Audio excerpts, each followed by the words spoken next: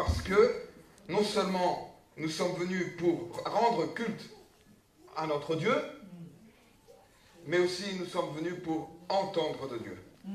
Alléluia. Amen. Alléluia. Je voudrais vous inviter ce matin à prendre la parole de Dieu avec moi. Alléluia.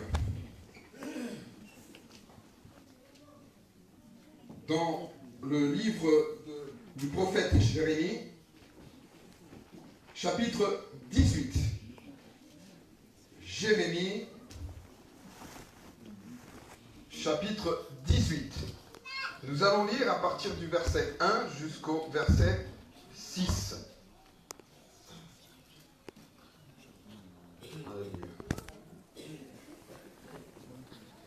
Plaçons-nous ensemble debout devant Dieu et lisons sa parole. Jérémie, chapitre 18, versets 1 à 2. Ainsi dit la parole de Dieu. La parole fut adressée à Jérémie de la part de l'Éternel en ces mots. Lève-toi et descends dans la maison du potier. Là, je te ferai entendre mes paroles.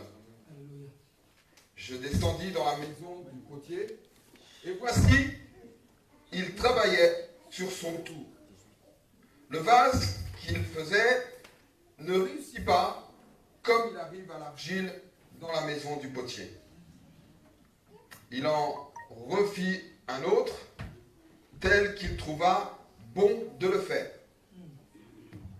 Et la parole de l'Éternel me fut adressée en ces mots. Ne puis-je pas agir envers vous comme ce potier, maison d'Israël, dit l'Éternel. Voici, comme l'argile est dans la main du potier, ainsi vous êtes dans ma main, maison d'Israël. Merci Seigneur pour ta parole. Merci Seigneur parce que ce matin nous sommes certains que comme tu as souhaité t'adresser à ton serviteur, nous croyons que Saint-Esprit, tu vas nous parler à nouveau de la part de l'Éternel. Tu vas nous donner, Seigneur, les mots que nous avons besoin d'entendre pour que tu fasses en nous ton œuvre et la tienne seulement, Seigneur. Merci pour ce que tu fais. Aide-nous d'être attentifs à tout ce que tu as à nous dire et à t'obéir afin que ton nom soit glorifié. Au nom de Jésus. Amen. Vous pouvez vous asseoir. Il est écrit dans la parole de Dieu, Jérémie a reçu, amen, il a reçu du Seigneur cette parole. Amen, cette parole que nous avons lue ensemble. Et la parole que Dieu lui dit, c'est debout, Jérémie. Amen. Amen. Debout. Debout, Jérémie. Je ne sais pas s'il était en train de se reposer. Je ne sais pas si à ce moment-là, il dormait. Mais une chose qui est sûre, c'est que Dieu ne veut pas que nous restions sans rien faire. Amen. Amen. Alors, il nous pousse, il nous encourage. Amen. Debout, Jérémie. Descends chez le potier. C'est là que je te ferai entendre ce que j'ai à te dire. Et nous savons comme ce matin, nous avons déjà répondu à cette parole. Parce que comme Dieu a parlé à Jérémie en lui disant « Debout », ce matin le Seigneur a dû te dire « Debout ». Reste pas au lit. Il n'y a pas de grâce matinée pour Victory Church.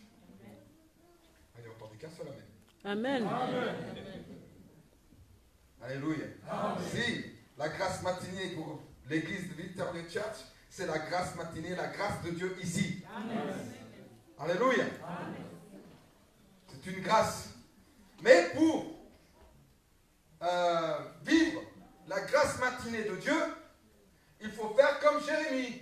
Il faut descendre, il faut se mettre debout et descendre à la maison du potier.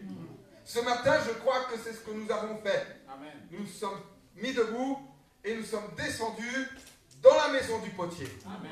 Alléluia. Parce que c'est dans ce lieu que Dieu œuvre. C'est dans ce lieu que Dieu veut nous parler. certain que Dieu nous parle tantôt d'une manière, tantôt d'une autre et à tout lieu. Alléluia. Mais comme ce matin et comme tous les autres jours, le Seigneur veut nous encourager à venir, à descendre en sa présence.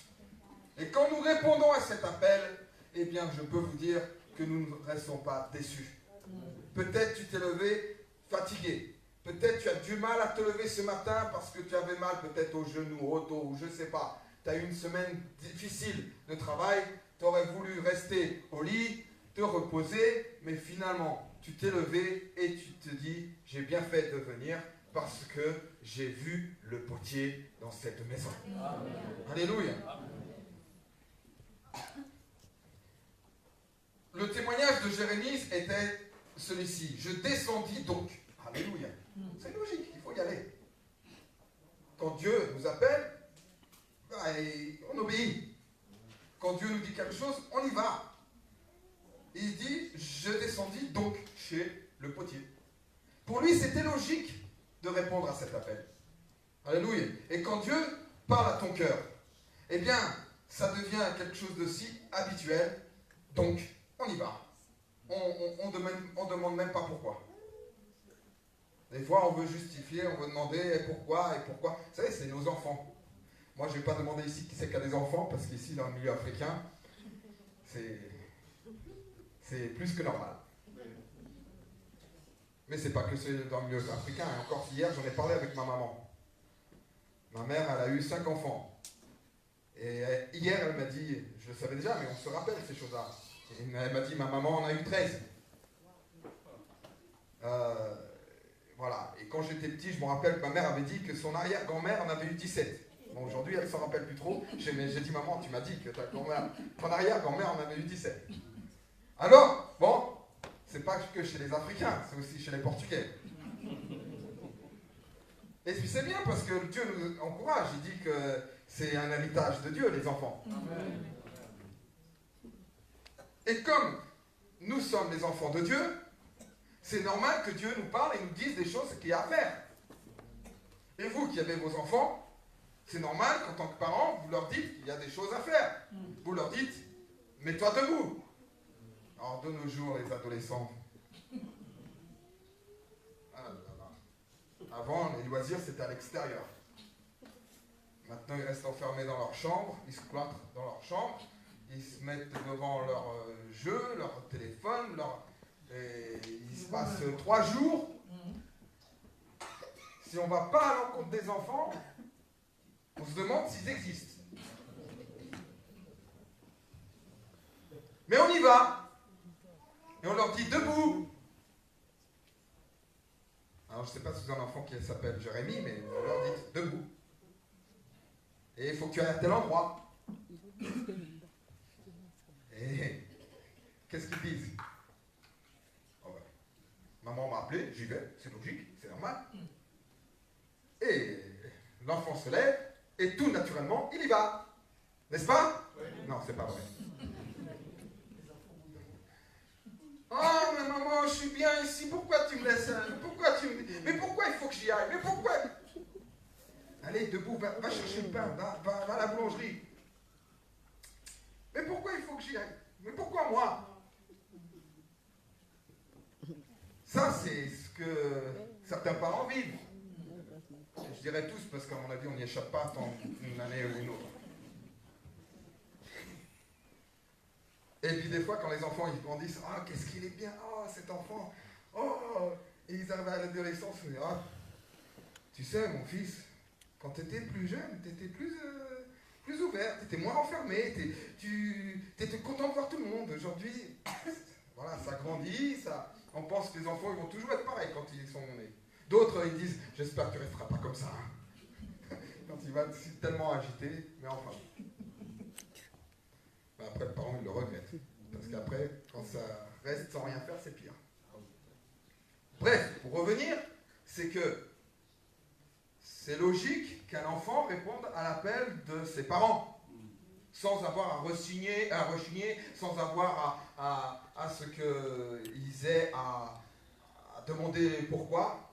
Mais aujourd'hui, il faut que les parents, ils fassent une explication de 10 minutes pour essayer de convaincre son fils à faire quelque chose. Et c'est triste d'arriver à cette situation. Mais combien de fois Dieu fait cela avec nous? Et il insiste. Et nous, on fait style de rien. On fait les ignorants. On fait ceux qui ne veulent pas savoir. Alors que normalement, quand Dieu nous dit de faire, on n'a pas à rechigner. On n'a même pas à demander pourquoi. Il faut y faire avec confiance. Parce que Dieu ne nous va pas demander n'importe quoi. Amen. Lui-même a expliqué, Jésus, que à nos enfants, on ne va pas donner une pierre à nos enfants quand ils nous demandent du pain. Voilà. Alors, quand Dieu te parle, reste attentif. Ne rechigne pas. N'essaie pas d'essayer de savoir pourquoi. Réponds, vas-y, tout naturellement, et attends-toi à la bénédiction de Dieu pour ta vie. Il sait ce qui est le plus approprié pour ta vie. La vie de chacun. Amen. Qu'il connaît, il sait très bien. Je descendis donc chez le potier et le trouvai en train de travailler sur son tour. Jérémie reçut du Seigneur cette parole. Alléluia. Descends chez le potier, c'est là que je te ferai entendre ce que j'ai à te dire. Le Seigneur a des choses à nous dire. Vous y croyez? Amen. Ce matin, il est en train de te dire des choses. Il est en train de parler à ton cœur, à mon cœur. Dieu désire toujours parler à ses enfants. Amen. Il se pourrait que des fois nous sommes fâchés avec nos propres enfants et on ne souhaite même plus leur parler. Tellement déçus que nous sommes, des fois, là, j'ai même plus envie de lui parler. Mais je pense que Dieu, il est d'une patience incomparable, qui n'est même pas comparable à la nôtre. Parce que la nôtre, elle disparaît vite fait. Tandis que la sienne, Dieu est un Dieu de patience, de miséricorde, de bonté, de bienveillance. Et son grand désir, son plaisir, c'est nous parler. Amen. Descends chez le potier, c'est là que je te ferai entendre ce que j'ai à te dire. Dieu a beaucoup de choses à nous dire. Alléluia. Il est celui qui nous enseigne toutes choses. C'est lui qui, finalement, nous donne l'éducation que nous avons besoin. Avant de connaître Dieu, les parents, avant de connaître Dieu, je sais, ils ont fait le mieux qu'ils pouvaient de nous éduquer.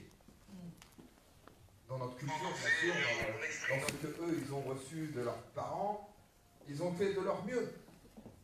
Bien sûr, mes parents sont venus en France et nous ont éduqués, moi et mes sœurs, dans un contexte différent, comme le vôtre aussi aujourd'hui, parce que l'éducation que nous donnons à nos enfants en France, on ne peut pas le faire la même chose qu'en Afrique. Laissez vos enfants aller jouer dehors, ici, comme ils jouent en Afrique. Ça ne va pas donner. Ça va influencer, même négativement, pour nos enfants, ici en France. Parce qu'ils sont à leur merci. Tandis qu'en Afrique, on sait très bien qu'il y a le voisin, il y a la voisine qui est dans la même culture, il va donner la même éducation, il va dire non, attends, je vais dire ça à ta maman, je vais dire ça à ton papa. Oh là, non, il reste, je crois que c'est comme ça, non? Ouais. Et là, ici, donc, aujourd'hui, il y a toute une remise en question de l'éducation qu'on a reçue de nos parents pour les donner aujourd'hui à nos enfants du contexte. Il y a beaucoup de choses qu'on est obligé de prendre en compte. Alors, moi, je parle de mes parents qui ont essayé de faire de leur mieux. Mais à l'époque, moi, j'étais très rebelle. Ils ont fait de leur mieux à l'époque, mais j'étais très rebelle. Je sais pas, je dis déjà vous dire que j'ai même voulu à plusieurs reprises voir tuer mes sœurs avec un couteau que ma mère a encore. Hein.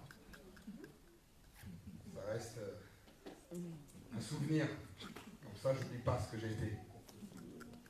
Mais alors, ils ont fait de leur mieux. Mais le jour où mes parents et mes sœurs et moi, on s'est convertis au Seigneur, tous ensemble, le même jour, on s'approchait devant Dieu. On était 7, une famille entière qui a répondu à l'appel. Et Dieu après a travaillé au fur et à mesure en moi, en mes sœurs, en mes parents. Eh bien, je vous dis sincèrement, ça a été la meilleure éducation que j'ai reçue de Dieu. Et pourquoi ? Parce que Dieu a parlé à mes parents, comment nous aider à nous, parce que Dieu me parlait à moi et parlait à mes sœurs, comment il fallait que l'on se comporte, comment il fallait qu'on grandisse, comment il fallait que nous soyons. Amen. Et Dieu a une patience extraordinaire pour nous élever, nous éduquer, pour nous montrer et nous travailler. C'est ça que le potier fait. Il travaille nos vies. Il travaille pour que nous soyons le plus possible à son image. Pas seulement à son image, mais faire de chacun de nous ce que lui, il souhaite que nous soyons. Amen. La parole de Dieu nous montre que ce n'est pas à l'argile, au vase, de dire au potier comment il doit être. Ah, moi, j'aimerais bien être comme ce frère-là. Oh, j'aimerais bien être comme cette sœur. Non, toi, tu seras comme moi je veux et c'est tout. Amen. Et je veux te dire que tu ne seras pas déçu du résultat. Parce que je ferai le mieux. Amen. Il fera le mieux en chacun de nous. Pour sa gloire, pour son service. Parce que c'est pour ça qu'il nous travaille. C'est pour lui. Amen. Imaginez le plaisir qu'il a à voir le résultat de son travail en nous. Amen. Si on le laisse travailler, si on le laisse faire. Gloire à Dieu. Alors, dans un premier temps, la première phase, c'est qu'il nous parle. Il veut nous parler. Il nous attire l'attention parce que il ne travaille pas en nous sans que nous en soyons conscients. Il veut que nous soyons conscients de ce qu'il est en train de faire en nous. Dieu n'est pas un hypnotiseur. Il faut m'aider là.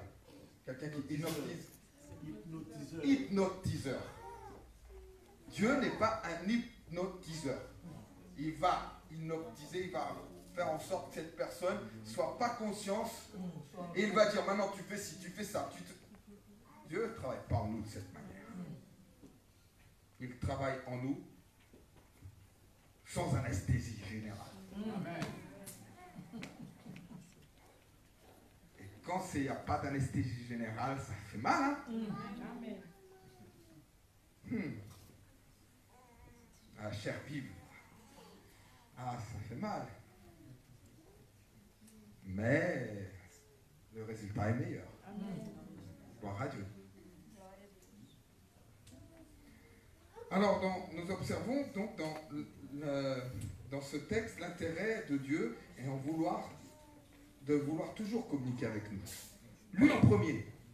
Parce que combien de fois, avec les soucis de la vie, les choses que l'on a à faire, certains sont travail, certains ont la maison à s'occuper, les mamans, et il y a encore les étudiants. On a tellement de choses à faire. Combien de fois on ne pense même plus à parler avec Dieu. Ça, c'est presque plus déjà notre intérêt plus important.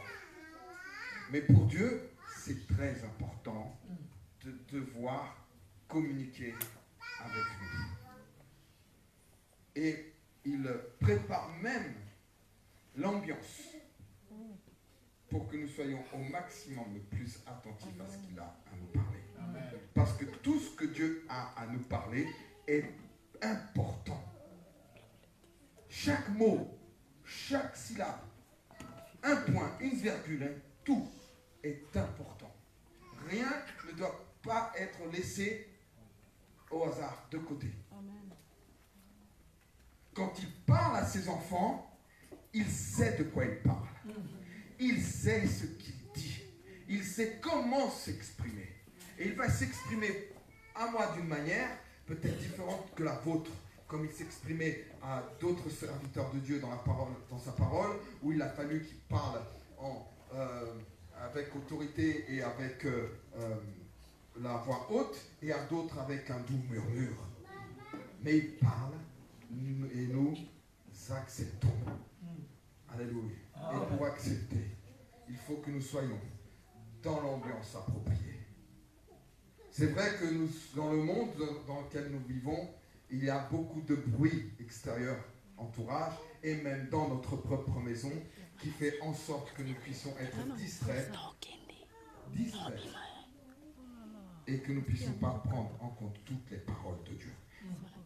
Si on va commencer à écouter, et tout d'un coup quelque chose va se passer et on va être distrait par cette chose. Et on n'aura pas écouté complètement ce qu'il avait à nous